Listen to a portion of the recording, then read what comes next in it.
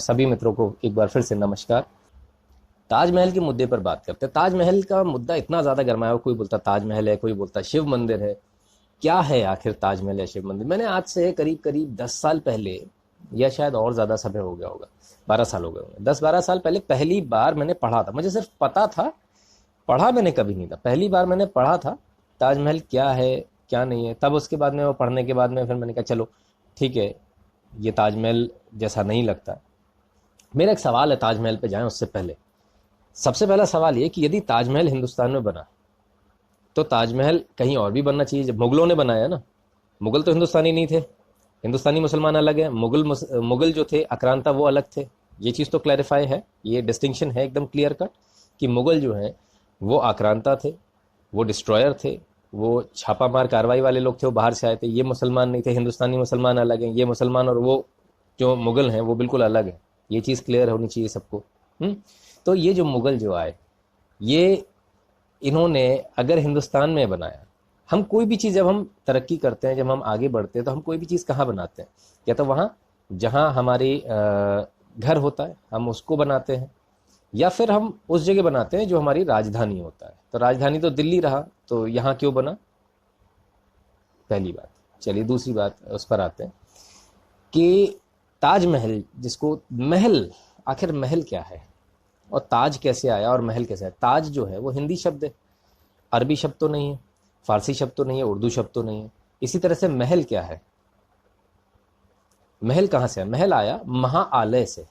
जैसे आप विद्यालय, प्रतीक्षालय, आलय माने रुकने की जगह, एक बड़ी जगह जिसमें आप कोई काम करते हैं, कोई बड़ा कमरा, कोई बड़ा हॉल, कोई बड़ी बिल्डिंग। विद्यालय, आलय, विद्या आलय, विद्यालय। प्रतीक्षालय, प्रतीक्षा आलय, प्रतीक्षालय। इसी प्रकार से महाआलय इज महल्य, जिसको महल कहा गया। तो आप इसको बिल्कुल क्लियर कट डिफाइन कर लीजिए कि किस तरह से ये वर्ड्स जो हैं हिंदू वर्ड है। महल जो शब्द है ये उनका शब्द ही नहीं। अगर उन्होंने कोई चीज़ बनाई है तो उसमें अपना शब्द यूज़ करेंगे या महल यूज़ कर लेंगे? अब ताज कैसे हो गया? मुमताज़ थी ना, तो जेड था मुमताज़। कहते हैं आगे का मुंह हटा दिया, पीछे का ताज लगा दिया, तो जे कहाँ से आ गया? ताजमहल कैसे आ गया? पहली बात। दूसरी बात, इन्होंने जो भी ताजमहल बनाया इसका कोई डॉक्यूमेंटेशन नहीं है कि कितने इसमें लोग लगे, कितना इसमें पैसा लगा। सब रफली है, कब से कब तक बना। कोई कहता 12 साल, कोई कहता 22 साल, वो भी कहीं डॉक्यूमेंटेड नहीं है। कितने लोगों ने काम किया, कोई डॉक्यूमेंट। जबकि जब काम करते हैं उनकी पगार दी जाती है, सब कुछ लिखा जाता है ना, हिसाब किताब तो होगा। ताजमहल का हिसाब किताब भी नहीं है। आर्किटेक्ट का नहीं पता। हम कोई भी बिल्डिंग बनाते हैं उसकी आर्किटेक्ट का मालूम होता है, यहाँ आर्किटेक्ट का भी नहीं मालूम, कुछ भी नहीं मालूम। सब कुछ हवा में बात चल रही है और बोल दिया कि ताजमहल है जी। और इस तरह से जो है ताजमहल की थ्योरी को एक बताने का प्रयास किया गया। हम थोड़ा और आगे बढ़े, यदि ताजमहल को नज़दीकी से देखें तो ताजमहल के पीएनओ के बारे में सबने सुना होगा। एक मैं आपको और नाम बताता हूँ, स्टीफन क्नैफ। स्टीफन क्नैफ जब आप देखेंगे तो आपको मालूम चलेगा कि स्टीफन क्नैफ एक विदेशी हैं जो यहाँ पर पढ़ने आए थे, ताजमहल देखने आए थे। उन्होंने ताजमहल देखा और काफ़ी सारी चीज़ें उसमें उन्होंने विसंगतियाँ पाई। और विसंगतियाँ पाने के, मयूर जी आपने जो लिखा है ना गुजराती में, ये हमको समझ में नहीं आएगा। हम मतलब जितने भी सारे व्यूअर्स हैं, कृपया करके हिंदी या इंग्लिश में लिखें। आप सबकी मातृभाषा को प्रणाम, लेकिन जो भाषा सबको समझ में आए, जिसमें आप अपने आप को अभिव्यक्त कर पाए, वो भाषा बोलनी चाहिए। अगर मैं यहाँ बैठकर अरबी फारसी बोलने लगूँ तो सारा पर्पस बेकार हो जाएगा लाइफ का, है ना। तो आप सबसे निवेदन है हिंदी या इंग्लिश में बोलें। तो हम बात कर रहे थे ताजमहल की विसंगतियों की। जो स्टीफन क्नैफ हैं, इन्होंने आज ये भारत में ही रहते हैं, हिंदू धर्म अपना चुके हैं और ये पूरी तरह से हिंदू बन चुके हैं। जब ये आए तो इन्होंने देखा कि ताजमहल जिसको बताया जा रहा है वो ताजमहल तो ताजमहल जैसा दिख ही नहीं रहा। बहुत सारी विसंगतियां निकली। कुछ विसंगतियां मैं आज आपके साथ में शेयर करूंगा, कुछ नहीं भी कर पाएंगे। जितना अपन प्रयास कर देंगे, बहुत बड़ा इशू है, इसको एकदम से एक साथ इसको नहीं ले सकते अपन, है ना। तो अभी ताजमहल के बारे में बोलते हैं मकबरा है, अच्छी बात है, हमने मान लिया। पहली बात, ताजमहल कितनी स्टोरीड बिल्डिंग है? It is a 7 story, 7 Mala building है, ठीक है। ताजमहल खरीदा गया था या उस पर कब्जा हुआ था। ये दोनों बातें अपने आप में बड़ी क्लैशिंग है, बिकॉज खरीदे का डॉक्यूमेंट्स जो है वो छुपे हुए हैं, कब्जा किया गया था, जो भी किया गया था, लेकिन ये मामला भी न्यायालय में है। हम इस पर कहीं ये नहीं कह रहे कि ये ऐसा है। हम डॉक्यूमेंट्स में जो एविडेंसेस जो आ रहे हैं हम उसकी बात करेंगे, और एविडेंसेस जो आ रहे हैं वो सारे एविडेंसेस इनके खिलाफ में आ रहे हैं। 7 माला बिल्डिंग है, पहली बात ताजमहल 7 स्टोरीड बिल्डिंग है, 7 माला। जिस जगह पर आप जाते हैं जहां आपको मकबरा दिखाया जाता है वो चौथे माले पर है। मेरा एक सवाल है, मुस्लिम धर्म में लाश को, कोई व्यक्ति मर जाता है, हम उसको लाश बोलते हैं, लाश को किधर गाड़ा जाता है? मृत व्यक्ति को किधर गाड़ा जाता है? जमीन में, 2 गज जमीन के नीचे, ऐसी है ना, उस जमीन में गाड़ते हैं, उसके ऊपर पत्थर रखते हैं। तो जहां आप, जिस जगह पर आप देख रहे हो जो मकबरा दिखाया जा रहा है वो 4th फ्लोर पर है, चौथे फ्लोर पर। तो चौथे फ्लोर पर यानी कि फ्लोर के ऊपर रख के उसके ऊपर बना दिया। Is it possible? क्या ये संभव है मुस्लिम धर्म के अनुसार? पहली बात, ये संभव नहीं है, क्योंकि उनको जमीन के अंदर होना चाहिए, ना कि चौथे फ्लोर पर। एक फ्लोर बना हुआ है, एक स्लैब डला हुआ, स्लैब के ऊपर आपने लाश को रख दिया और उसके ऊपर मकबरा बना दिया। क्या ये संभव है? ये संभव नहीं है साहब, ये इस्लाम में भी संभव नहीं, धर्म उसकी इजाजत नहीं देता। तो ये कैसे हो जाएगा? पहली चीज। दूसरी बात, मुमताज महल की मृत्यु जब हुई थी तब वो 14वें बच्चे को जन्म देते समय हुई थी। शाहजहां के 14वें बच्चे को जन्म देते समय उनकी बुरहानपुर में उनकी मृत्यु हुई। तो बुरहानपुर से यहां तक लाश कैसे लाई गई? और इसको बनने में 20-22 साल लगे। तो 20-22 साल क्या किया गया? क्या 20-22 साल, अगर वहां बताते हैं वहां पर दफनाई गई थी तो वहां दफनाई गई थी, तो क्या 20-22 साल तक लाश बाकायदा ऐसी रखी रही?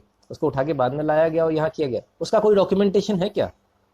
उसका भी कोई डॉक्यूमेंटेशन नहीं है कि लाश वहां से यहां तक कैसे आई।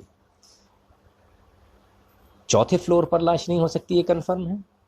लाश वहां से यहाँ आने का कोई डॉक्यूमेंटेशन नहीं, ये भी कंफर्म है। मुमताज महल का मकबरा आज भी बुरहानपुर में बना हुआ है और वहां के लोग मानते हैं कि मुमताज महल को यहीं दफनाया गया था, तो ये भी कंफर्म है। सारी चीजें कंफर्म है। तो आखिर ताजमहल है क्या? अब ताजमहल के साथ बताते हैं कि ताजमहल में जो है साहब मस्जिद भी है। 2 मॉन्यूमेंट, 2 स्ट्रक्चर्स अलग अलग हैं। जरा मस्जिद पर देख लेते हैं, मैं आपको मस्जिद दिखाने का प्रयास करता हूँ। मैंने अपने कंप्यूटर स्क्रीन पर खोल रखी है, ये मस्जिद आपको दिखेंगी 2 साथ में। अब देखिए साहब, प्रयास करते हैं हम इसको देखने का। सॉरी, हमें यहीं से देखना पड़ेगा। ये मस्जिद है और ये 2 मस्जिद हैं, बीच में ताजमहल है, ठीक है। इन मस्जिद को जरा ध्यान से अगर आप देखेंगे ना, हम जैसे एक मस्जिद को, sorry this is the main gate, हम यदि मस्जिद को ध्यान से देखेंगे तो ये मस्जिद है और ये इसका टॉप व्यू, एरियल व्यू। ये देखिए, ये देखिए, यहाँ पर ये आपको दिख रहा होगा, आप लोग अपने कंप्यूटर स्क्रीन पे खोल के देख सकते हैं। ये मस्जिद 2 बनी हुई है आमने सामने, ठीक है। अभी आमने सामने मस्जिद है, लेकिन कमाल की बात है कि मीनारें जो हैं वो ताजमहल पर हैं। मस्जिद के आसपास कोई मीनार नहीं है। अजान काहे से दी जाएगी? मकबरे से। और मकबरे के पास मस्जिद का क्या काम? और मस्जिद में एक गोल गुंबद होता है, इसमें 3 है। अल्लाह को एक मानते हैं ना, अल्लाह एक है, निराकार है, God is one, Allah is one. तो ये 3 गुंबद कैसे बन गए? 3 गुंबद कैसे बन गए? एक गुंबद होना चाहिए। तो ये थ्योरी को डिफाई करता है। दूसरी बात, मस्जिद में अजान के लिए कोई मीनार नहीं है। मीनार मकबरे पर, मकबरे से तो अजान नहीं दी जाएगी ना, तो मकबरे पे क्यों है? ये बात भी एक क्वेश्चन उठाती है। ताजमहल क्यों, इसका केस चल रहा है, वहां ये सारी दलीलें दी जा रही होंगी, मुझे इस बात का पूरी आशा है। बहुत सारी चीजें और भी ढूंढी है मैंने आप लोगों के लिए। मैं प्रयास करता हूँ धीरे धीरे करके, एक एक करके आपके सामने वो सारी चीजें रखूं, और ये भी प्रयास करता हूं कि आप लोग उसको देख पाए। अब जैसे ताजमहल में मैंने अभी आपको बताया कि ताजमहल जो है, सॉरी, ताजमहल जो है, दोबारा से आपको एक ताजमहल की और एक फोटो दिखाता हूँ। ये देखिए फोटो, ये मकबरे की फोटो है। अब इस मकबरे में देखिएगा, ये मकबरा बना हुआ है, ये नीचे डिजाइन देख रहे हैं, इसके चारों तरफ है, ये देखिए। लेकिन इस मकबरे के पास ये डिजाइन गायब हो जाता, बल्कि ये डिजाइन के ऊपर चढ़कर मकबरा बना हुआ है। यहाँ ये डिजाइन ऐसे जा रहा था सीधा, लेकिन ये मकबरा दूसरा जो है, सॉरी मकबरा वाला, दूसरी जो ये बनाई गई है कब्र, दूसरी जो कब्र बनाई गई ये इसके ऊपर बनाई गई। तो ये कन्फर्म है, बहुत जल्दीबाजी में हुआ, अबड़ तबड़ में बनाया गया। इसको देखिए, मेन गेट है, ये मेन गेट से दूसरा गेट है, और दूसरे गेट से सीधे आप अंदर आते हो, ये सामने दिखता था, और ये ऊपर इन्होंने ये लगा रखा है यहाँ से पानी टपकने का। ठीक है, बहुत सारी बातें हैं जो कि इसको डिफाई करती हैं इनकी थ्योरी को। ये दो चीज़ें जो दो बनी हैं, ये बहुत जल्दीबाजी में बनी है, ये ओरिजिनल मॉन्यूमेंट का वो नहीं हो सकता, क्योंकि ताजमहल जो बना है उसकी ये थ्योरी है कि मुमताज महल के मरने के बाद बनाया गया। तो जब मरने के बाद बनाया गया तो ये तो पहले से प्लानिंग होगी कि मरने के बाद जब बनेगा तो उसमें दो लोग, मुमताज़ के साथ में शाहजहाँ भी वहीं दफनाए जाएंगे, तो दो के हिसाब से बनेगा, अलग अलग तो नहीं बनेगा। तो ये इतनी बड़ी जो आर्किटेक्चरल जिसको बोलते हैं फॉल्ट कैसे हो जाएगा। दूसरे पर आते हैं, अभी इसमें जाते हैं। ये आप देख रहे हैं ऑक्टागोनल है, ये पूरा ऑक्टागोनल है। ऑक्टागोनल मतलब 8 साइड्स, 1 2 3 4 5 6 7 और ये 8, ये टोटल 8 है, ऑक्टागोनल है। तो जब ऑक्टागोनल है, ऑक्टागोनल होने की ये अब आपको ज़्यादा अच्छे से दिखेगा। ये देखिए 1 2 3 4 5 6 7 और ये 8। तो जब ऑक्टागोनल है, ऑक्टागोनल होने पे एक चीज़ तो कंफर्म हो रही है कि ये 8 दिशाओं से बना हुआ है। ऑक्टागोनल ज़्यादातर हिंदू रीति रिवाज में बनता है। पूरा ताजमहल का जो डिज़ाइन है, ये सिर्फ अंदर का नहीं, पूरा ताजमहल का डिज़ाइन ऑक्टागोनल है। ऑक्टागोनल हिंदुओं में इसलिए बनाया जाता है कि 8 साइड्स हो गई और एक टॉप और एक बॉटम, यानी 10 हो गई, यानी 10 दिशाएं, जिसको हिंदुओं में बोलते हैं, हिंदू माइथोलॉजी, हिंदू धर्म में जो बताया जाता है, जो शास्त्रों में हमारे 10 दिशाओं से इसका जो है किसी भी दिशा से देखा जाए 10 दिशाएं जो पूरी हो जाती हैं, इसलिए 8 दिशाओं से बनाया गया। कई मंदिर जो हैं जो अष्टकोण में बने हैं, ऑक्टागोनल में बने हुए हैं। अष्टकोण शब्द देने के लिए बहुत बहुत धन्यवाद राखी मिश्रा जी, मेरी हिंदी थोड़ी खराब है, मैं इसके लिए क्षमा प्रार्थी हूँ। अब इसके बाद दूसरे पॉइंट पर आते हैं। आपने तमाम चीज़ें सुनी होंगी कि भाई जो है ओम और संस्कृत के स्क्रिप्चर्स लिखे हुए हैं। जी हाँ, बिल्कुल, मैं आपको दिखाता हूँ। ये मेरे कंप्यूटर स्क्रीन पर आपको दिख रहा है, ये जो सामने अभी आपको दिख रहा है ना, ये ओम लिखा हुआ जी।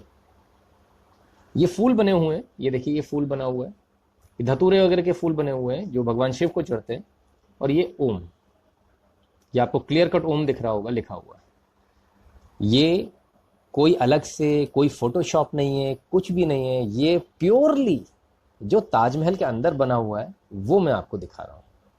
ये ओम जो आप अभी देख रहे हैं सामने आपके, ये ओम ताजमहल के अंदर बना हुआ है। ये ताजमहल की जो मार्बल है उसमें इंस्क्राइब्ड है, यानी कि उसमें नक्काशी करके बनाया गया है। ठीक है, अब हम सेकंड, इसका एक और पार्ट है ओम का, ये देखिए एक और फोटो है। ऐसे ओम आपको ताजमहल में कई जगह दिख जाएंगे, ये देखिए, है ना। तो ये जो बनाया गया है ओम बनाया गया। अब ओम मुझे अभी तक समझ में नहीं आया कि आखिर ओम जो है, ये ओम क्यों बनाया गया ताजमहल में इस तरह से।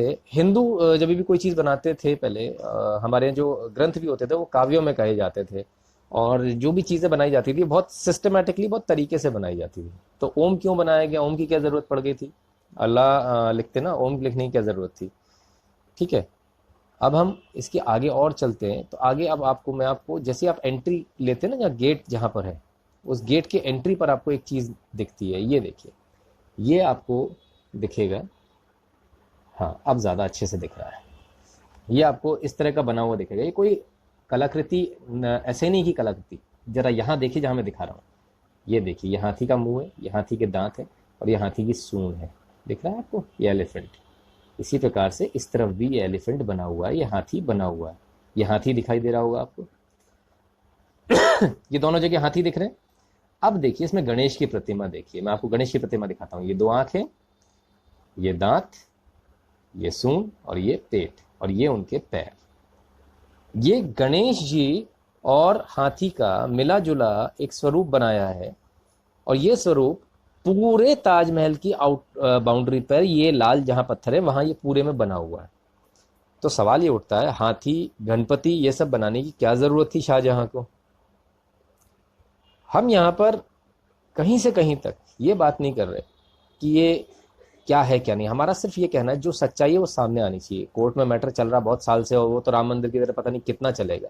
हमारा कहने का मतलब ये कि ये जो चीज़ें हैं ये जनता के सामने आनी चाहिए, और सरकार को 2 मिनट नहीं लगते साहब, दरवाजे खुलवा दीजिए। जो दरवाजे बंद है, क्यों बंद है, नीचे के जो गर्भगृह है वो पूरा बंद क्यों है, क्या कारण है उसके बंद होने का, उसको खोलिए, सामने आने दीजिए चीज़ें। बहुत सारी चीजें और भी मैं अभी आपको आगे दिखाता जाऊंगा।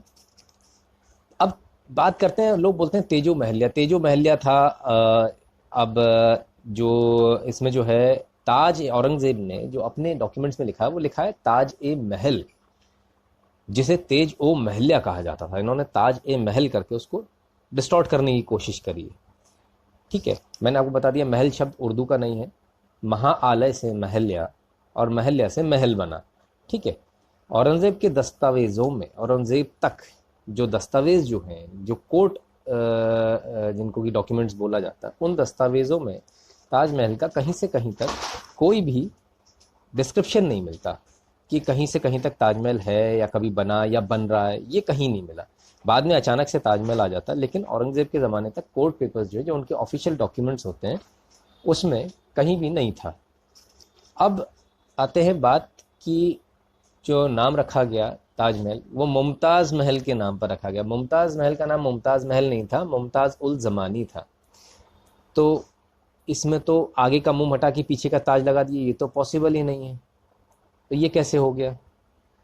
तो ताजमहल तो फिर भी नहीं होता, मुमताज़ महल होता, और मुमताज़ होता, ताज कैसे हो जाएगा? मैंने आपको पहले ही बताया।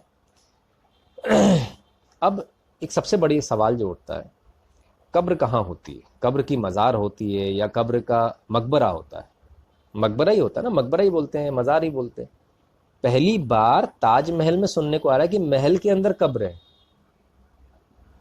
महाआलय महल्या के अंदर कब्र है, कभी आपने सुना? कैसे हो सकता है? एक महल के अंदर कब्र कैसे हो सकती है? एक ये भी बहुत बड़ा सवाल है। आखिर महल के अंदर कब्र कैसे हो सकती है? ताजमहल में जाने के लिए जूते उतारने पड़ते हैं, जबकि मकबरे में जाने के लिए जूते पहने जाते हैं। दोनों में बहुत फ़र्क है, और ये शाहजहां के टाइम से चल रहा है। ये बाकायदा जो शाहजहां के डॉक्यूमेंट्स हैं उनमें ये लिखा हुआ है। तो जूते क्यों उतारे जाते थे? मंदिर था इसलिए जूते उतारे जाते थे, ऐसा मेरा मानना है। जितने डॉक्यूमेंट्स मैंने पढ़े उसमें मेरा ये मानना है कि हाँ, मंदिर था। अब जो ताजमहल है, आखिर ये है क्या? मैं एक सवाल पूछता हूँ। ताजमहल चलिए मान लेते हैं मकबरा है, लेकिन मुझे कोई ये बता दे, अग्रेश्वर महादेव, अग्रेश्वर महादेव, नागनाथेश्वर महादेव, अग्रेश्वर महादेव का अग्रेश्वर महादेव मतलब आगरा के Mahadev, deity of the city Agra, Lord of Agra city. तो अग्रेश्वर महादेव का मंदिर कहाँ है? वो मंदिर किधर चला गया? गायब हो गया क्या? हवा में चला गया? तो वो मंदिर भी कहीं ना कहीं होगा ना।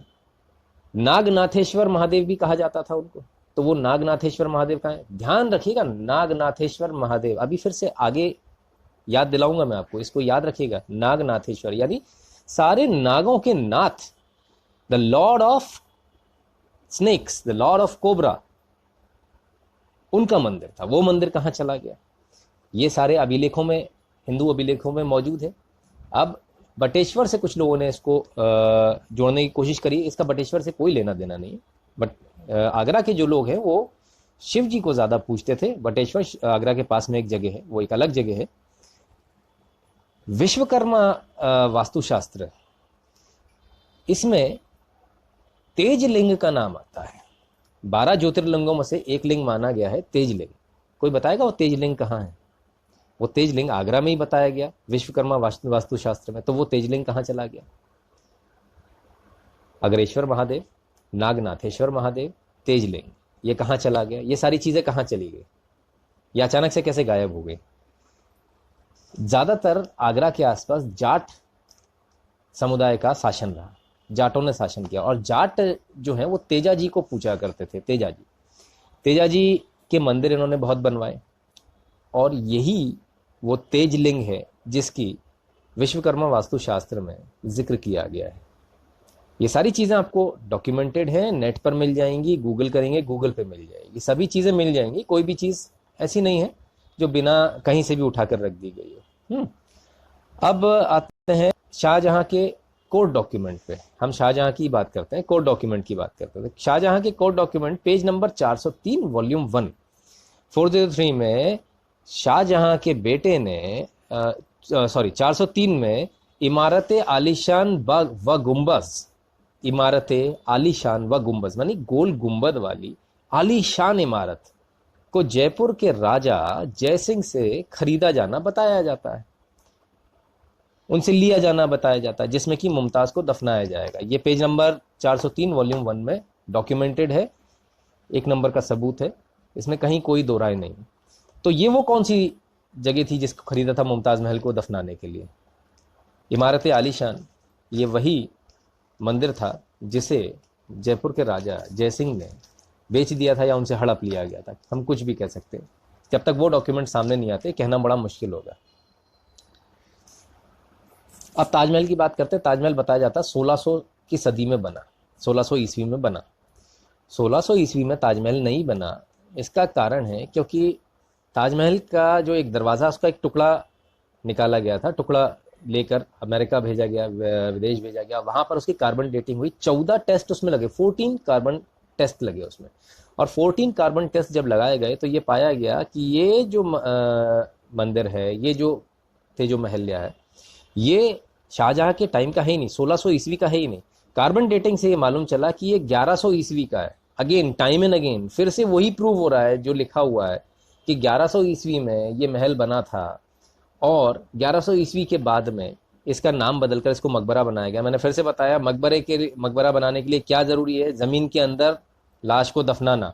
यहाँ फ्लोर पर लाश दफनाई नहीं गई, दफनाया ही नहीं कह सकते उसको, रखी गई, उसके ऊपर मकबरा बनाया गया, ये संभव नहीं है। आप हटाकर देख लीजिए, उसके नीचे कुछ नहीं मिलेगा, एक भी हड्डी नहीं मिलेगी। ये टोटल फेक है, झूठ है, सरासर झूठ है।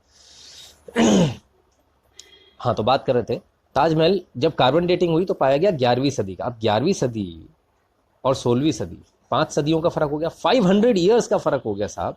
500 साल पहले तो मुगल आए भी नहीं थे, तो 500 साल पहले ताजमहल कैसे बन के खड़ा हो गया? किसी को सपना आ रहा था कि ताजमहल बना दो, मुमताज़ एक्सपायर होंगी तो उनको यहाँ दफनाया जाएगा? तो ये एक झूठी कहानी है, फिर से मैं आपको बता रहा हूँ, ये एक टोटल झूठी कहानी। इसके बाद आते हैं ताज का जो क्लेम किया जाता है।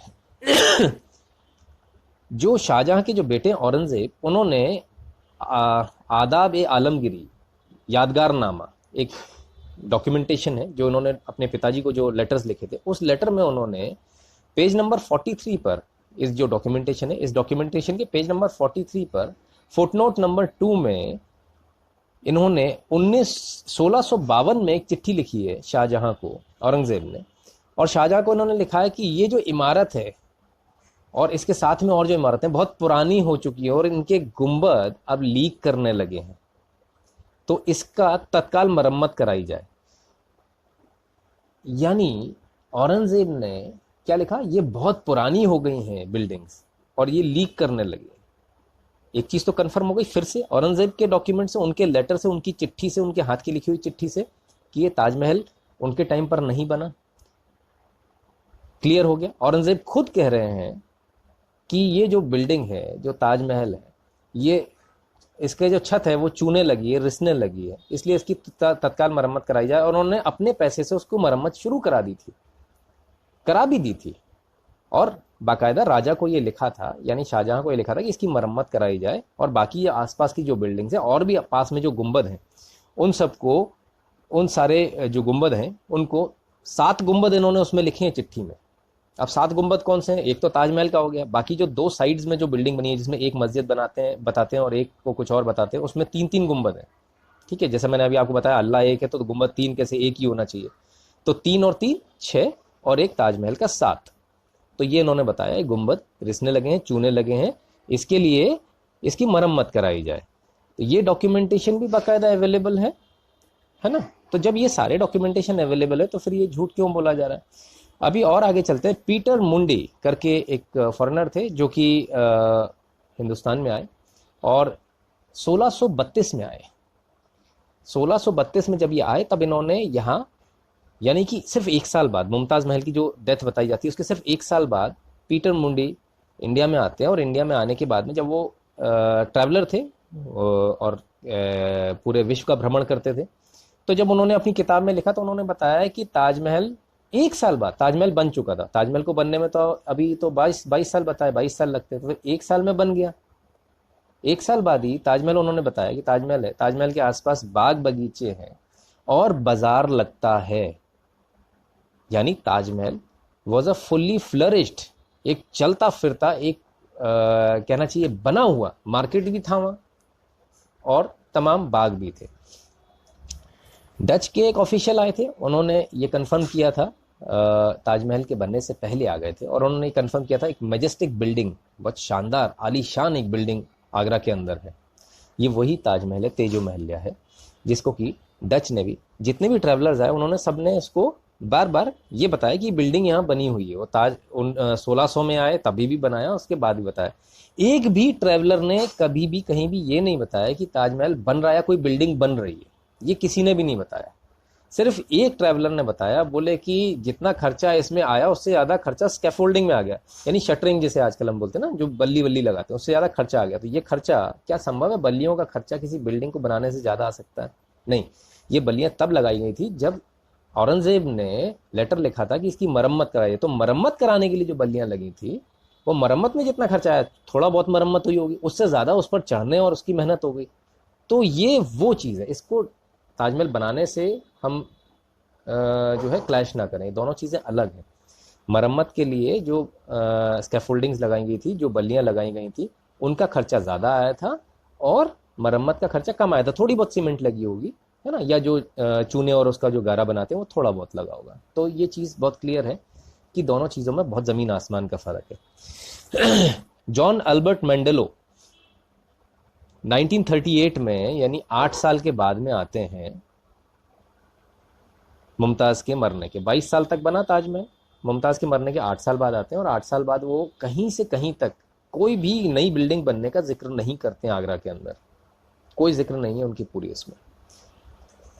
लखनऊ का म्यूज़ियम है, इसके टॉप फ्लोर में एक अभिलेख लिखा हुआ है, पत्थर का एक अभिलेख है, वो रखा हुआ है टॉप फ्लोर में लखनऊ के म्यूज़ियम में, जिसमें कि लिखा है कि क्रिस्टल वाइट, एकदम जगमग सफ़ेद भगवान शिव का मंदिर बनाया गया, और इतना अच्छा बनाया गया कि भगवान शिव कैलाश से आ जाएं तो वापस ही ना जाएं, वापस ही नहीं गए वो भगवान शिव। कैलाश जैसा एकदम जगमगाता हुआ सफ़ेद, जैसा कैलाश पर्वत है सफ़ेद, बिल्कुल ऐसा सफ़ेद बनाया गया। तो ये जो लखनऊ म्यूज़ियम में जो रखा हुआ है, और इसको बताया, इसको जो इतिहासकार हैं, जो वामपंथी इतिहासकार हैं, इन्होंने बोला कि वो तो बटेश्वर के लिए लिखा। तो मेरा ये कहना, बटेश्वर में हमें कोई ऐसा जगमगाता हुआ सफ़ेद मंदिर बता दीजिए, बड़ा विशाल का है, जिससे कि शिव जी आ गए वहाँ, और वहाँ से कैलाश वापस जाने के लिए उन्होंने वापस ना जाएं।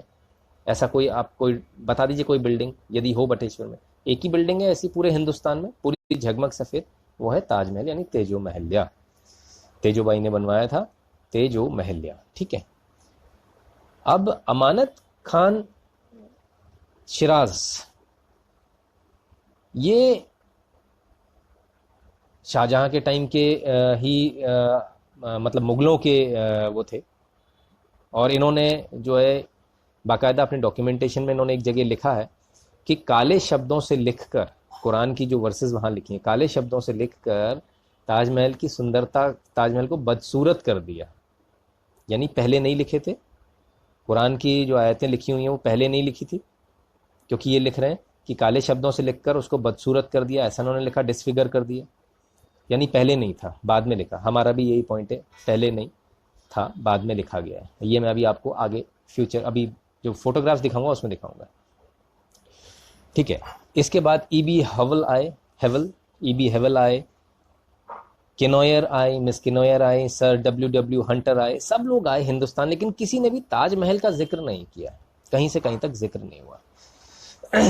चलिए, ताजमहल के पास में एक और बिल्डिंग है, जैसे कि म्यूज़िक, जिसमें संगीत प्ले किया जाता था, म्यूज़िक प्ले किया जाता था। अभी समझ में नहीं आया, जहाँ डेड बॉडीज़ होती हैं तो एकदम शांत इलाका होता है ना, चाहे वो कब्रिस्तान हो, चाहे वो ईसाइयों का कब्रिस्तान हो, चाहे हमारी शमशान हो, एकदम शांति होती ना, वहाँ ढोल नगाड़े तो नहीं बजते ना।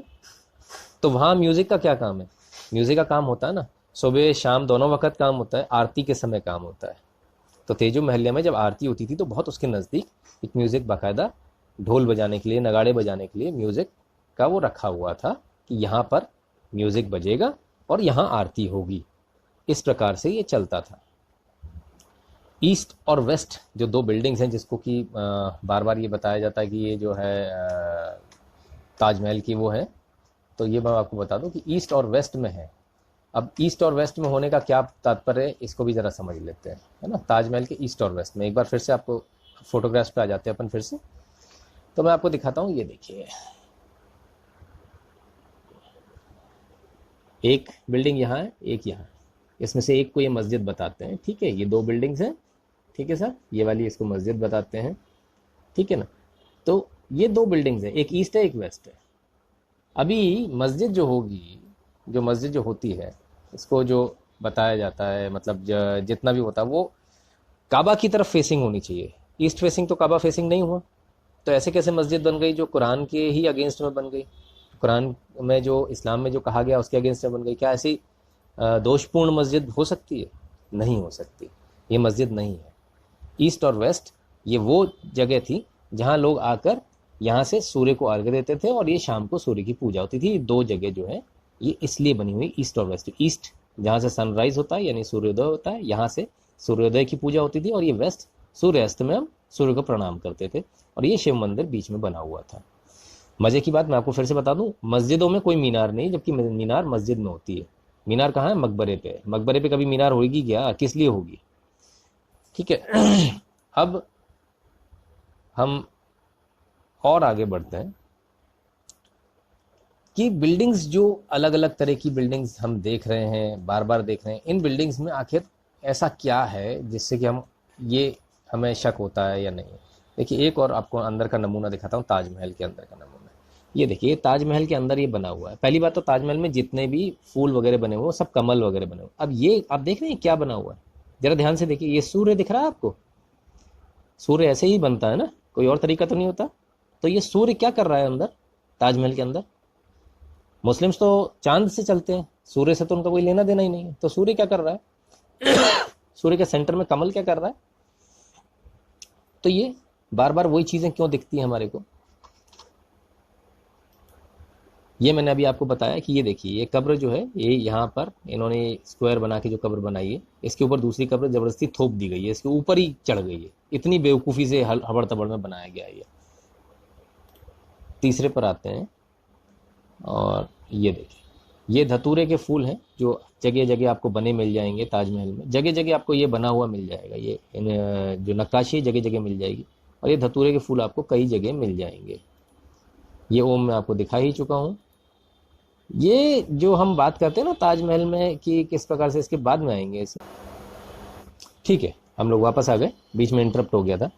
अब ये देखिए ये ताजमहल का डोम है, इसमें ये उल्टा फूल रखा हुआ है, और ये कलश है, और ये भगवान शिव का चांद है, जो भगवान शिव का, और ये त्रिशूल के स्टाइल में बना हुआ है। जैसे मैंने आपको अभी बताया था ना शुरू में कि गणपति बनाए हुए हैं, तो उसमें हाथी भी बना है, गणपति बने, इसी प्रकार से त्रिशूल भी है और उसमें कलश भी। ये इस जगह पर आएंगे तो आपको कलश बहुत क्लियर दिखेगा। ये देखिए ये कलश रखा हुआ है, ये पत्ते हैं और ये नारियल इसके ऊपर रखा हुआ है। ये देखिए ये बगल से मैंने कलश भी दिखा रखा आपको, ये देखिए।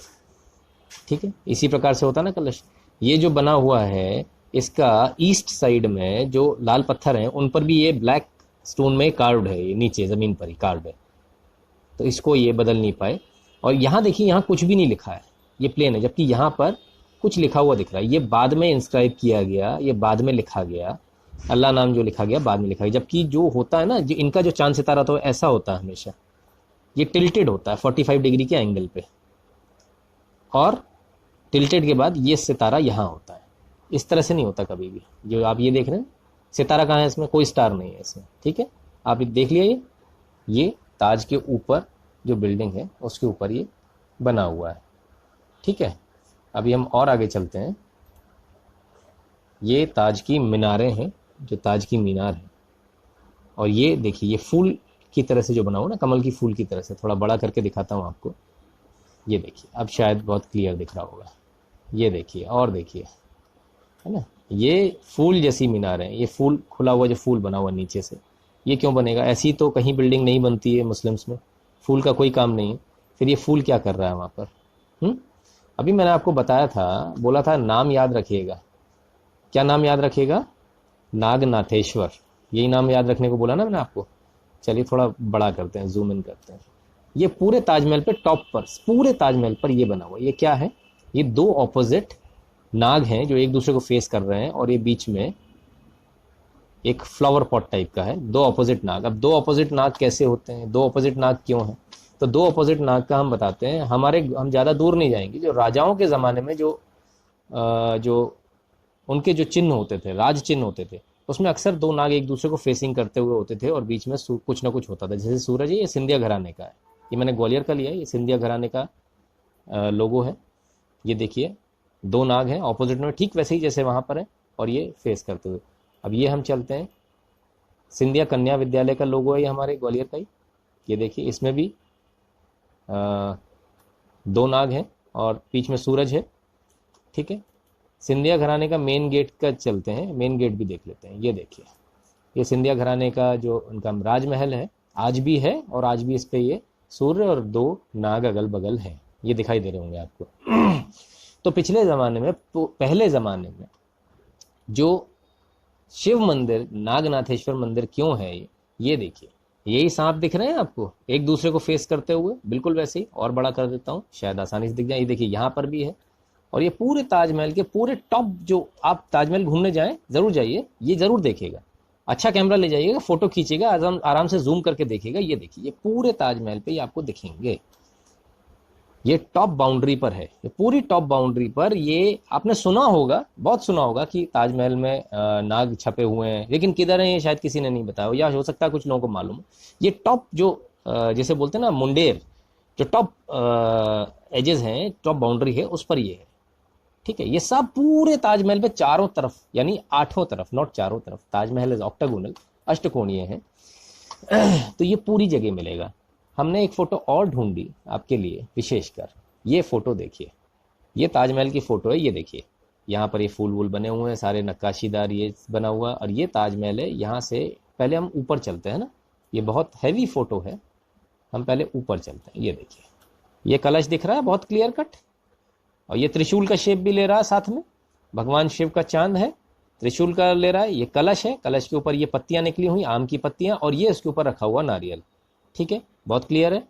ये बगल की मीनार में फूल, खुलता हुआ फूल ऊपर की तरफ। हम लोग जो भी चीज़ बनाते हैं हिंदुओं में, वो इस तरह से बनाते हैं कि ऊपर से भगवान देखें तो कैसा दिखे, ये हम लोग बनाते हैं, इस तरह से बनाते हैं। तो ये बहुत साफ दिख रहा है, ये फूल खुला हुआ है। ये मीनारें इस तरह की नहीं बनती, मुस्लिम्स मीनारें आप गूगल पर सर्च कीजिएगा, बिल्कुल अलग होती है। दोनों चीज़ें बिल्कुल अलग है ना। अब हम थोड़ा और आगे इसको लेके चलते हैं, आपको थोड़ा और दिखाने का प्रयास करता हूँ। हाँ चलिए, थोड़ा और क्लोजअप ले देते हैं, है ना, तो आपको देखने में थोड़ी आसानी होगी।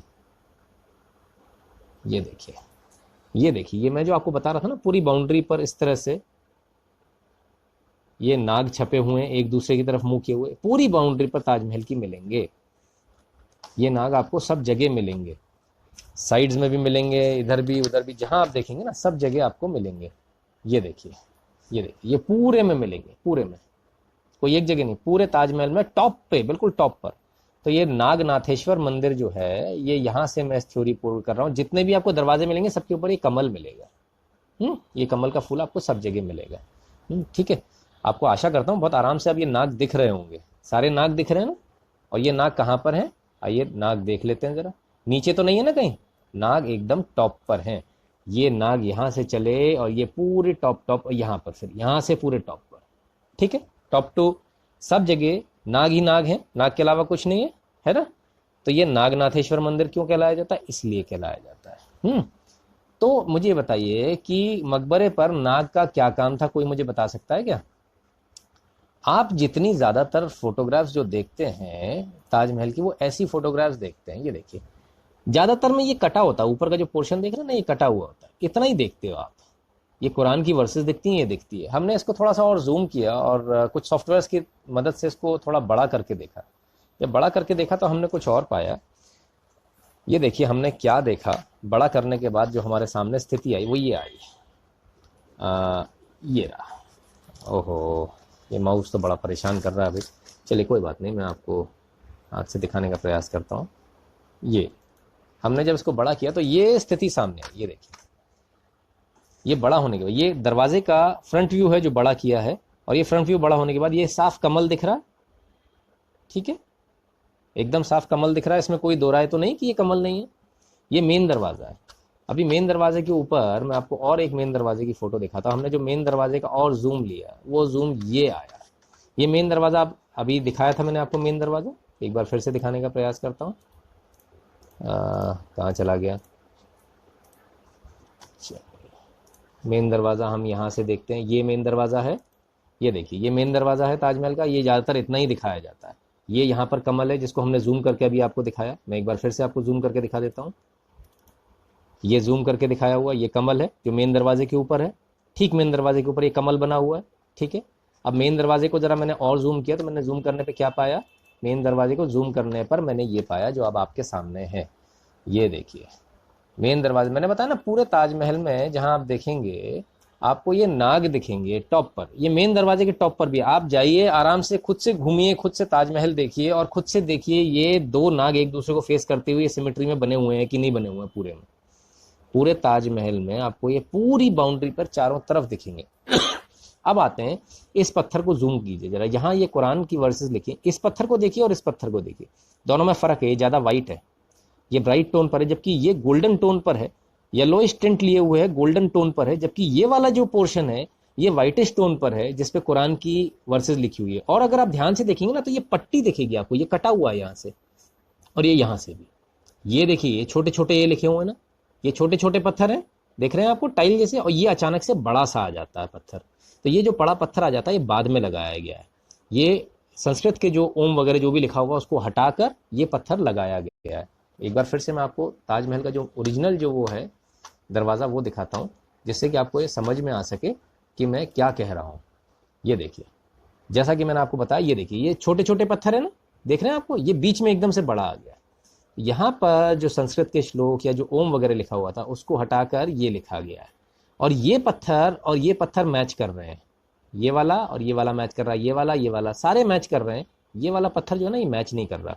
ये गोल्डन टिंट पे है, ये वाला पत्थर ये येलोइश टिंट पर है। आप ध्यान से देखिएगा, आप सब जाइएगा आगरा में खुद से, मेन डोर है, ये मेन दरवाजा है ताजमहल का। ये देखिए मेन दरवाजा है ताजमहल का, इसको आप खुद से देखिएगा। ये दोनों पत्थर जो हैं मैच कर रहे हैं, बाकी के पत्थर सारे मैच करेंगे, ये पत्थर मैच नहीं करेगा। ये बीच वाला जिसपे कुरान की वर्सेस लिखी हुई है मैच नहीं कर रहा उससे। सरकार चाहे तो इसकी कार्बन डेटिंग करा ले, सरकार चाहे तो इसकी जितनी केमिकल रिपोर्ट करानी है करा ले, मैं इस बात की गारंटी ले सकता हूँ ये दोनों एक क्वेरी या एक माइन से निकले ही नहीं है, एक खदान का पत्थर ही नहीं है। ये दोनों अलग अलग खदान के पत्थर हैं। ठीक है, यहां से फिर से एक बार साबित हो जाता है कि ये पत्थर और ये पत्थर अलग है। ठीक, मैंने जो आपको कमल दिखाया वो कमल फिर से जूम इन करके दिखा देता हूँ। ये दरवाजे के ऊपर कमल बना हुआ है जो हिंदुओं में बना होता है। ये जो डिजाइन है ये हिंदुओं की डिजाइन है पूरी। इसके अंदर वैदिक जो डोम है सारे वैदिक स्टाइल में बने हुए हैं, इनको भी अंदर से दिखाऊंगा। ये देखिए ये सारे जो है कमल की कलाकारी है। एक बार फिर से जो लोग नहीं देख पाए होंगे उनके लिए एक बार फिर से अंदर जो पत्थर बने हुए हैं, अंदर जो पत्थरों पर नक्काशी है वो पत्थरों की नक्काशी दिखा देता हूँ। ये पत्थरों की नक्काशी फूल और पत्ते बने हुए हैं और फूलों में ओम बना हुआ है। ये ओम बहुत साफ दिख रहा होगा सबको, ये ओम बहुत क्लियर कट बना हुआ है। क्या ओम बनाएगा कोई भी मुगल शासक? क्या कोई भी मुगल शासक कभी ओम बनाएगा क्या? जब ओम नहीं बनाएगा तो ओम कहाँ से आ गया? धतूरे के फूल क्यों आ जाते हैं? धतूरे के फूल शिव जी के हैं। ओम जो है शिव जी के लिए, हम ओम हिंदुओं का ओम वर्ड है, हम कोई भी ध्यान करते हैं ओम करके करते हैं। ये कई जगह आपको मिलेगा, ये देखिए यहाँ पे भी मिल जाता है ओम, हर जगह आपको मिल जाएगा। धतूरे के फूल मिलेंगे, ध्यान से देखिएगा जो फूल बने हुए हैं वो धतूरे के फूल है। कमल के फूल ये वाले हैं जो आपको कलरफुल दिखेंगे, वो कमल वगैरह के फूल हैं, और बाकी जो व्हाइट स्टोन में है वो धतूरे के फूल हैं। बहुत ध्यान से देखिएगा, ताजमहल दोबारा जाएं तो जरूर इसको देखिएगा, क्योंकि ये चीज़ आपको देखने की और अपने बच्चों को बताने की जरूरत है। अब अंदर एक ब्लैक एंड व्हाइट फोटो दिखा रहा हूँ क्योंकि मुझे कलर नहीं मिल पाई। ये फोटो है, ये वैदिक जो स्टाइल है, ये जितने भी आप अंदर गुंबद देखेंगे उसमें वैदिक स्टाइल में ये बना हुआ। और ये फिर से अंदर देखिए, फिर कमल फूल, ये देखिए ये कमल का फूल दिख रहा होगा आपको, ये सारे कमल के फूल, ये सारी चीजें आपको दिखेंगी। ये कहीं से कहीं तक, मैं आपसे एक बात पूछता हूं, कहीं से कहीं तक आपको सितारा दिखा क्या? इस्लामिक स्टार दिखा क्या? ओम दिखा दिया मैंने आपको। क्या कोई मुझे ताजमहल में इस्लामिक सितारा दिखा सकता है?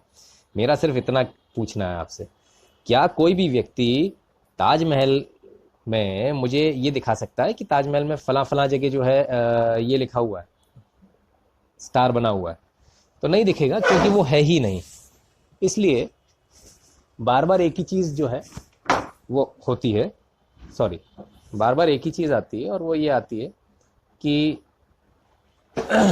चलिए अब और आगे बढ़ते हैं, आपको कुछ और दिखाता हूँ। अब अभी मैं आपको दोबारा से कब्र दिखाता हूं। ये कब्र देखिए आप, इस कब्र को देखिए, ये देखिए, ये कब्र में चारों तरफ ये जाली लगी हुई है, इस जाली पर ये देखिए ये कुछ बना हुआ है। क्या बना हुआ है, इसका क्लोजअप दिखाता हूं जल्दी से, फटाफट आपको जल्दी से क्लोजअप दिखाऊं।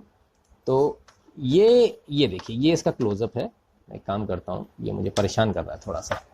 ये क्लोजअप है, अब इस क्लोजअप को देखिए, ये जाली है, ये जाली में ये बने हुए हैं, कलश बने हुए हैं, और ये कलश बना हुआ है फूल के अंदर। ये कलश जो हम लोग रखते हैं, यूजुअली हिंदुओं में रखा जाता है ना। तो जब ये देखिए, है ना, तो ये चीज जो है, ये जो कलश हैं, ये कुल 108 कलश हैं, 108, 108। हम माला जपते हैं 108 बार, भगवान का नाम लेते हैं 108 बार। सभी चीजें जो होती है हमारे यहाँ 108 बार होती हैं। अभी 108 बार क्यों होती हैं, अभी ये सवाल उठता है। तो बहुत सारे लोग 108 का क्या मतलब निकालते हैं। 108 हमारे यहाँ पीठ है, कुल पीठ है 108। जितनी हमारे यहाँ जो पीठ होती हैं, वो टोटल पीठ जो है वो 108 पीठ है। 108 जो टोटल हमारे यहाँ पीठ होती है वो 108 पीठ है। और उन 108 पीठ में उपनिषद जो है 108 है। शरीर के अंदर मर्म बिंदु जो होते हैं, यानी जिसे हम सेक्रेड पॉइंट्स बोलते हैं, वो भी 108 होते हैं। इसलिए 108 हिंदुओं में 108 की विशेष महत्वता है। जहां जहां बीजेपी की गवर्नमेंट होगी वहां एम्बुलेंस का नंबर भी 108 ही होगा, है ना। तो ये 108 का ये मतलब है। 108 ये आपको ये मिलेंगे आपको। और इनके अलावा आप काफ़ी सारी चीज़ें और भी आपको, बार बार काफ़ी सारी चीज़ें और भी आपको मिलेंगी, जिससे कि आप बार बार ये प्रूव हो जाता है कि ये जो है ठीक है। अब हम आपको दिखाते हैं, इसके कुछ एरियल व्यू दिखाते हैं। जैसा कि मैंने आपको बताया कि अब इस पर आते हैं, जिसके पास की, ये देखिए फिर से वैदिक दिख रहा है आपको, शायद थोड़ा बड़ा करने पे दिखेगा। वैदिक स्टाइल में जितने भी गुंबद बने हुए हैं, ये वैदिक स्टाइल में क्यों बने हैं, है ना। हम थोड़ा सा इसको देखते हैं कि ये वैदिक स्टाइल में बनाने की क्या ज़रूरत है। ये देखिए, अब आपको दिख रहा होगा, इसमें भी वैदिक स्टाइल में बना हुआ है। No, this is better. ये दिख रहा होगा, बहुत हल्का सा दिख रहा है, बहरहाल। तो ये सारी चीज़ें जो है बार बार एक ही चीज़ प्रूव करती हैं कि आखिर मैंने आपको बताया कि अंदर सांप बने हुए एक दूसरे को देखते हुए, और यही हमारे जो जितने भी राजा महाराजा होते थे वो भी यही स्टाइल को यूज़ करते थे। अब एक बड़ी मज़ेदार बात बताता हूँ, यदि आप टॉप फ्लोर पर जाएंगे, टॉप फ्लोर पर जाना भी मना है। ताजमहल के अंदर कई कई जगह पर दरवाज़ों को बंद किया गया। ये एक फ़ोटो है, पुरानी फ़ोटो है, सर पीएनओ की फ़ोटो है। ये देखिए, दरवाज़ा बंद किया गया है ब्रिक वर्क से, ठीक है। ये इसके बगल में सारी प्लास्टरिंग करी हुई है। ये रास्ता था, ये रास्ता क्यों बंद किया गया, इस रास्ते को क्यों नहीं खोला जाता है। ये रास्ता कुछ छुपाने के लिए बंद किया गया है। इसी प्रकार से और भी बहुत सारे ऐसे रास्ते हैं जो बंद किए गए हैं, ठीक है। ये देखिए, एक ये रास्ता है जिसको बंद कर दिया गया, ये पूरा दरवाज़ा था अंदर जाने का, ठीक है। बताते हैं कि ये तमाम जो दरवाजे बंद किए गए हैं, ये तमाम जो नीचे की बिल्डिंग्स जो बंद की गई हैं, जो ताजमहल के पिछली तरफ अगर आप जाएंगे, जब आपको बिल्डिंग्स जो उसमें दरवाजे दिखते हैं, वो सारे इसलिए बंद किए गए क्योंकि उसमें अंदर हिंदू मंदिर हैं, कुछ आइडल्स हैं, भगवान की मूर्तियाँ हैं, और इस प्रकार की तमाम चीज़ें हैं जो कि सामने आ जाएंगी। तो मेरा ये कहना है कि सरकार को कोर्ट में जो चल रहा है वो ठीक है, आप कार्बन डेटिंग करा सकते हैं, आज बहुत एडवांस हो चुका है। इसके अलावा एक बहुत मज़ेदार बात है कि जो बाग जो था ताजमहल के पास में, उसमें तमाम तरह के जूही, चंपा और तमाम और पेड़ लगे थे। इनमें से और भी एक बाग के अंदर पेड़ लगे थे, वो थे बेल पत्र के पेड़ लगे हुए थे। और मैं आपको एक बात और बता दूं कि 1990 तक, बहुत बाद तक हिंदू औरतें जो हैं वहाँ पूजा करने जाती थीं उसमें, लेकिन कांग्रेस सरकार ने इस पर बैन लगा दिया पूजा पर, और अब वहाँ सिर्फ नमाज होती है। पहले नमाज भी होती थी और हिंदू औरतें अंदर ताजमहल के अंदर जाके पूजा भी करती थी। जो बाग है वहाँ पेड़ों की पूजा होती थी। मेरी फ्रेंड लिस्ट में गिरधारी लाल गोयल जी हैं, आगरा के हैं, बहुत पुराने व्यक्ति हैं आगरा के। आप चाहें तो उनसे कंफर्म कर सकते हैं, उन्होंने अभी एक पोस्ट भी डाली थी इस पर। आप उनकी वॉल पर जाइए, हिंदी में गिरधारी लाल गोयल आप सर्च करेंगे तो मिल जाएगी, उनकी उस पर बाकायदा पोस्ट है, उस पोस्ट को आप पढ़ सकते हैं। उसमें भी इस बात का जिक्र है कि पहले औरतें बाकायदा जाया करती थी और वहाँ पूजा होती थी। ये बहुत लेटेस्ट है, 10-20 साल पुरानी बात है, ज़्यादा पुरानी नहीं है। तो वो पूजा बंद करा दी गई कांग्रेस सरकार द्वारा, और अब वहाँ सिर्फ नमाज होती है। इतनी सारे सबूतों के बाद जो हमारे सामने है, ये बहुत कम है जो मैंने आपको बताया, ये सारे नहीं है, बहुत कम, ना के बराबर, मैंने 1% बताया। इतने सारे सबूत हैं कि यदि मैं लेकर बैठूंगा तो शाम हो जाएगी, मैं आपको बताता चला जाऊंगा और आप देखते चले जाएंगे और आप कहेंगे कि ये क्या है। तो अब क्या ये ज़रूरी नहीं है कि हम इसको सरकार से निवेदन करें कि सरकार इसको दोबारा से इसकी जांच करे और इस पूरे जो दरवाजे बंद हैं उन दरवाज़ों को खोला जाए, ताकि हम देख सकें, आम जनता देख सके कि आखिर अंदर क्या है? क्या ये ज़रूरी नहीं हो जाता? मेरी सरकार से ये इल्तिजा है, प्रधानमंत्री जी से इल्तिजा है, बाकी सारे मंत्रियों से, आर्कियोलॉजिकल सर्वेस ऑफ इंडिया से ये इल्तिजा है, मेहरबानी करके जो दरवाजे बंद हैं उन्हें खोलें, उनमें देखें। अगर वो मंदिर नहीं है तो कोई बात नहीं, लेकिन यदि मंदिर है तो वो भी सामने आना चाहिए। भाई तेजो महल्या है, ये ताजमहल नहीं, किसी मुगल आक्रांता ने नहीं बनाया। मैं समझता हूँ कि जब ये मालूम चलेगी कि ये हमारे देश में हमारे लोगों ने बनाया, तो हमारे देश के जो मुसलमान, जो मेरे मुसलमान है इस देश के, वो भी खुश होंगे, क्योंकि उनके भी घर में से कुछ लोगों ने हाथ लगाया होगा उसको बनाने के लिए। वो भी खुश होंगे कि हमारी मेहनत आज हमारे नाम से पूजी जा रही है, मुगलों के नाम से नहीं पूजी जा रही ना। तो ये बहुत ज़रूरी है कि इसको हम अब सच को सामने लाएं। सर पीएनओ की एक किताब है जिसको कि इंदिरा गांधी जी ने बैन कर दिया था, ऐसा सुनने में आया मेरे को, मैंने ढूंढा, मुझे कहीं मिला नहीं उनका बैन का। वो किताब मेरे पास में है पीडीएफ फॉर्मेट में। जिस किसी सज्जन को वो किताब चाहिए हो, कृपया करके अपना अपना मेल आईडी दे दे, या अपना व्हाट्सएप पे नहीं जा पाएगी क्योंकि 300 MB के आसपास की शायद बुक है वो। बहरहाल अपने अपने मेल आईडी मुझे दे दें तो सर पीएनओ की मैं किताब आपको दे दूंगा। आप सब खुद से पढ़िए पीएनओ सर ने क्या कहा, और भी सारे डॉक्यूमेंट्स जो जो आपको चाहिए हो वो डॉक्यूमेंट्स मैं आपको पूरी तरह से देने के लिए तैयार हूँ। जितने भी डॉक्यूमेंट्स मैंने आपको दिखाए हैं यहाँ, वो डॉक्यूमेंट्स मैं आपको देने के लिए तैयार हूँ। सारे डॉक्यूमेंट्स मेरे पास में है। आप चाहें तो उसको सरकार को भी भेज सकते हैं, आप लोग चाहें सरकार के ऊपर प्रेशर बिल्डअप कर सकते हैं, आप लोग चाहें सोशल मीडिया पे एक मुहिम चला सकते हैं कि इसका सच तत्काल सामने लाया जाए। अगर आपको दरवाजे खोलने में प्रॉब्लम हो रही तो ये बड़े शर्म की बात है। दरवाजे में सिर्फ लॉक ही खोलना है, कोई बड़ा काम नहीं करना। जहां ब्रिक वर्क है उस ब्रिक वर्क को बस हटाना ही है, और हटाने की भी जरूरत नहीं है। अब तो ड्रिल करके अंदर कैमरा चला जाएगा और लाइट चली जाएगी, बहुत ऑप्शन है, उसकी भी जरूरत नहीं है, ड्रिल भी नहीं करना। जब आप लाइटनिंग सिस्टम के लिए इतने छेद कर सकते हो ताजमहल में, तो सर एक छेद सच्चाई जानने के लिए भी कर लीजिए, क्या डर लग रहा है? और बारीक सा छेद हो जाएगा, 2 mm के छेद में काम हो जाएगा, है ना। तो हम करना चाहें तो सब कुछ कर सकते हैं, सच्चाई सामने आ जाएगी। लेकिन क्योंकि डर के कारण कि बवाल हो जाएगा, क्या बवाल हो जाएगा? हिंदुस्तान का मुसलमान तो खुश होगा कि मुगलों के नाम से जो चीज़ पूजी जा रही थी, जिन्होंने आके हमको मारा, तलवार की नोक पे हमको मुसलमान बना दिया, वो मुगल आज मुंह की खा रहे हैं। अपने देश में कुछ नहीं कर पाए, पूरे विश्व में मुगल कुछ नहीं बना पाए, हिंदुस्तान में ही बना पाए। अरे हिंदुस्तान में ऑलरेडी बनाया था सर, अपने नाम से उन्होंने कर दिया। आप सबके ईमेल एड्रेसेस आने शुरू हो गए। बिल्कुल सर, मैं आप सबको भेजने का प्रयास करूंगा, और मेरी पोस्ट का ध्यान रखिएगा। हो सकता है कि मैं पोस्ट पर ही इसको डाल दूं, तो वहां से आप इसको डाउनलोड कर सकें, क्योंकि एक साथ कई सारे लोगों को मिल पाए, उसका एक सही तरीका ये। चलिए, मैंने आज आपको थोड़ा बहुत बताया ताजमहल के बारे में, अगली बार कुतुब मीनार के बारे में डिस्कस करेंगे। आप सब ने अपना समय दिया, इसके लिए बहुत बहुत धन्यवाद। आप सबका शुक्रिया। नमस्कार।